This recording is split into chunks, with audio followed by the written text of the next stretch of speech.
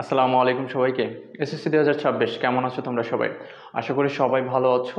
আজকে আমি তোমাদের রসায়ন বিষয়ের উপর একটি পূর্ণাঙ্গ সাজেশন দেব। তোমরা যদি এই সাজেশনটা ফলো করো তাহলে এখান থেকেই তোমরা 100% কমন পাবে এবং এর সাথে আলোচনা করব কিভাবে তোমরা খুব সহজে এই সাবজেক্টে তোমাদের 90+ মার্কস তুলতে পারো।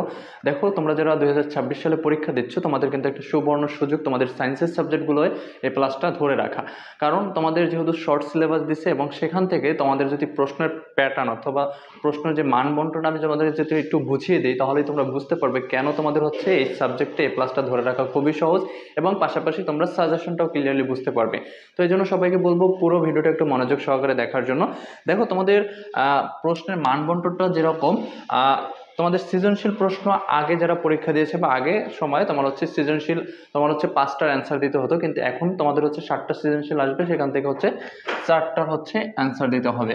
ঠিক আছে, তারপর সংক্ষিপ্ত প্রশ্ন তোমাদের 7টা সংক্ষিপ্ত প্রশ্ন আসবে, যেখান থেকে তোমাদের মাত্র 5টা সংক্ষিপ্ত প্রশ্নের উত্তর দিতে হবে এবং প্রত্যেকটা সংক্ষিপ্ত প্রশ্নের জন্য 2 মার্কস করে তোমাদের জন্য বরাদ্দ থাকবে। ঠিক আছে, তো এখানে তোমার 4টা সৃজনশীল 10 মার্কস করে 40 এবং 5টা তোমার সংক্ষিপ্ত প্রশ্নের জন্য 10 মার্কস 2 মার্কস করে এবং 25টা এমসিকিউ থাকবে তোমার, যেখানে 25 মার্কস। ওভারঅল তোমাদের কিন্তু পরীক্ষা 75 মার্কে, বাকি 25 মার্কস প্র্যাকটিক্যাল। সো আমরা এখানে প্র্যাকটিক্যালটা বাদ দিই, প্র্যাকটিক্যালে মোটামুটি সবাই ভালো মার্কস পেয়ে থাকে, ওটা নিয়ে তোমাদের বেশি একটা সমস্যা হবে না। তো দেখো, এই 75 মার্কসে তোমাদের যে জন্য বলতেছি যে তোমাদের এখন A+টা ধরে রাখা খুবই সহজ এবং তোমরা যদি একটু তোমার নিয়ম মেনে তারপর সঠিক পরামর্শগুলো মেনে তোমরা যদি পড়াশোনা করো তাহলে কিন্তু খুব সহজেই 90+ মার্কস তোমরা রাখতে পারবে। কারণটা তোমার 7টা সৃজনশীল আসবে, কিন্তু তোমাদের সংক্ষিপ্ত যে সিলেবাসটা আছে সেখানে কিন্তু মাত্র 6টা অধ্যায় তোমাদের জন্য সাজেস্ট করেছে। তো আগের সময় দেখা যেত 5টা সৃজনশীলের জন্য তোমার ফাইট করতে হতো 12টা অধ্যায় থেকে 13টা অধ্যায়ের সাথে তোমার কি পড়তে হতো 5টা সৃজনশীলের জন্য, কিন্তু এখন তোমরা মাত্র 4টা সৃজনশীলের জন্য কিন্তু 6টা অধ্যায় পড়তে হচ্ছে। একটা সুবিধা। তারপর দেখো, আগে এমসিকিউ 25টা আসতো, এখন এমসিকিউ 25টা হবে, কিন্তু আগে 25টা এমসিকিউর জন্য কয়টা 12 থেকে 13টা অধ্যায়ের সাথে তোমাদের যুদ্ধ করতে হতো বা ভালোভাবে 12 থেকে 13টা অধ্যায় পড়তে হতো, কিন্তু এখন তোমাদের অধ্যায় পড়তে হবে মাত্র কি 6টা।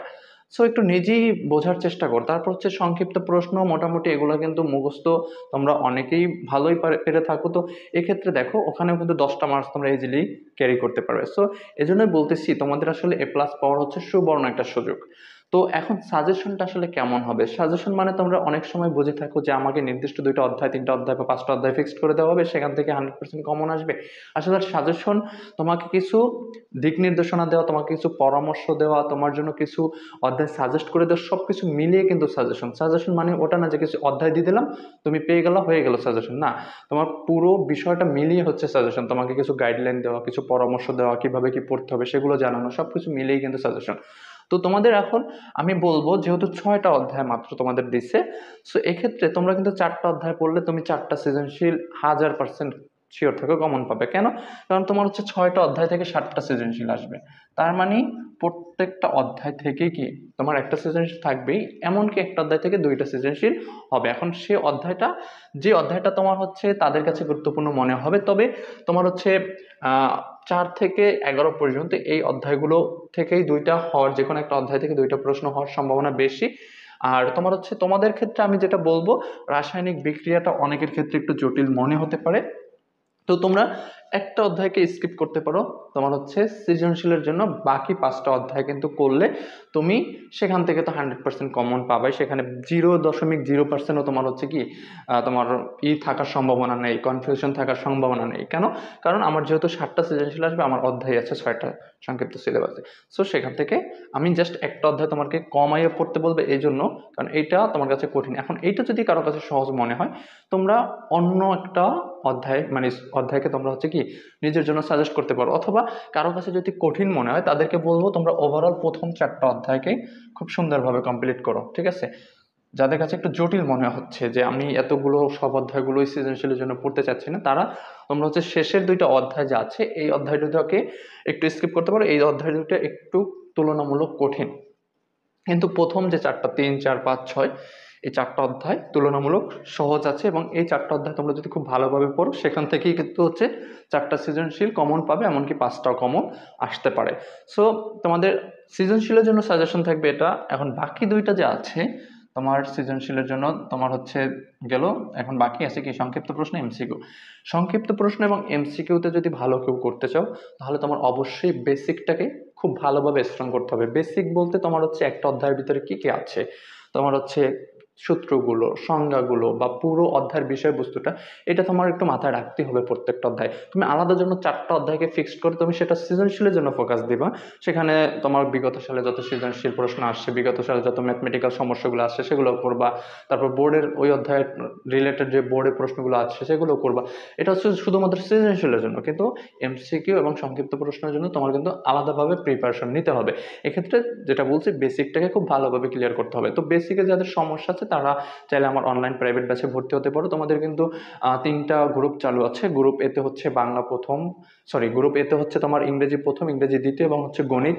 গ্রুপ বিতে হচ্ছে বাংলা প্রথম, বাংলা দ্বিতীয় এবং তোমার হচ্ছে আইসিটি। গ্রুপ সিতে হচ্ছে সায়েন্সের 4টা সাবজেক্ট।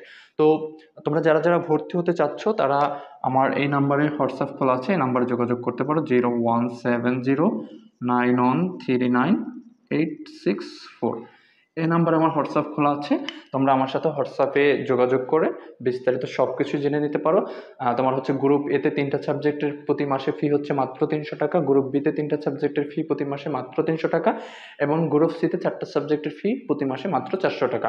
সো খুব অল্প পরিমাণ টাকা তুমি হচ্ছে ফির টাকা জমা দিয়ে কিন্তু তুমি প্রতি মাসে তোমার হচ্ছে সকল অধ্যায়ের বেসিকগুলো ক্লিয়ার করে নিতে পারবে এবং পরীক্ষার আগ পর্যন্ত যে কোনো প্রয়োজনে তোমাদেরকে সাপোর্ট দেওয়া হবে এবং পরীক্ষার আগ পর্যন্ত এই ক্লাসগুলো চলমান থাকবে।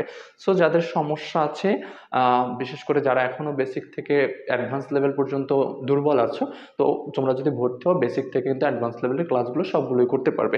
সো আমি আবারও বলছি, যারা যারা ভর্তি হতে চাচ্ছ তারা জাস্ট আমার এই নাম্বারে হোয়াটসঅ্যাপে যোগাযোগ করে আরও বিস্তারিত জানার থাকলে সেগুলো জেনে তারপর হচ্ছে তোমরা তোমাদের ভর্তিটা কনফার্ম করে নিতে পারো।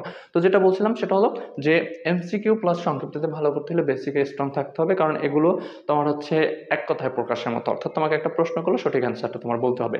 সো এই জন্য তোমার বেসিকটা খুব ভালোভাবে পড়তে হবে। এবং এক্ষেত্রে তোমাদের অনেকেই আমি দেখে থাকি যে ওই যে 200 এমসিকিউ 300 এমসিকিউ সাজেশন দেয়, সেটা ফলো করার চেষ্টা করো। আসলে আমি তোমাদেরকে প্রিপারেশনের জায়গা থেকে বলবো স্ট্রংলি একটা প্রিপারেশন নেওয়ার জন্য। কেন? কারণ হচ্ছে তুমি যদি শুধুমাত্র কিছু নির্দিষ্ট বিষয়বস্তুর উপরে নিজেকে তোমার হচ্ছে দাঁড় করিয়ে রাখো তাহলে কিন্তু তুমি সামনে বিপদে পড়বে। কারণ তুমি হচ্ছে এখন এমনিতেই কিছু সিলেবাস কম পাচ্ছ, এই সিলেবাস কম পাওয়ার ফলে তোমার কিন্তু ইন্টারে একটু প্রেশার বেশি পড়বে। সো যে কয়টা অধ্যায় তুমি পেয়েছো সেই অধ্যায়গুলোর ভিতরে যদি তুমি গ্যাপ রাখার চেষ্টা করো বেসিকে, তাহলে কিন্তু তুমি হচ্ছে যখন ইন্টারে উঠবা তখন কিন্তু তোমার কাছে প্রত্যেকটা অধ্যায়, প্রত্যেকটা তোমার হচ্ছে বইয়ের বিষয়বস্তুগুলো কঠিন মনে হবে। কারণ তোমার এই যে পড়াশোনা করতেছো এগুলো অধিকাংশই হচ্ছে তুমি আবার ইন্টারে রিলেটেড পাবা। তো এখানে যদি তোমার গ্যাপ থেকে থাকে তাহলে কিন্তু ইন্টারে তোমার অনেকটা বড় গ্যাপ পড়বে। ঠিক আছে? সো এজন্য তোমার হচ্ছে এখন থেকে খুব মজবুত একটা প্রিপারেশন নিতে হবে। পাশাপাশি তুমি যদি এমসিকিউতে 100% কমন পেতে চাও তাহলে মেইন বইয়ের উপরে কোনো কথা নাই।